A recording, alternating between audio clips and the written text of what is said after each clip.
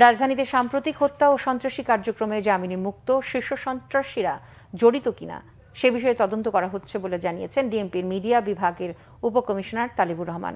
সকালে রাজধানীর Minto road DMP media সেন্টারে সংবাদ সম্মেলনে এই তথ্য জানান তিনি।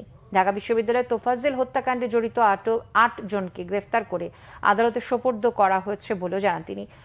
আরও কেউ জড়িত কিনা তা খতিয়ে দেখা হচ্ছে বলেও জানান তিনি।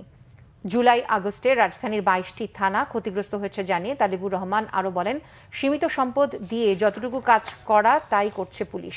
ঢাকা ট্রাফিক নিয়ন্ত্রণে পুলিশ কাজ করে যাচ্ছে বলেও জানান তিনি। ডিএমপির যেসব কর্মকর্তা এখনও কর্মস্থলে অনুপস্থিত তাদের বিরুদ্ধে বিভাগীয় ব্যবস্থা নেওয়ার কথাও বলেন এই পুলিশ কর্মকর্তা।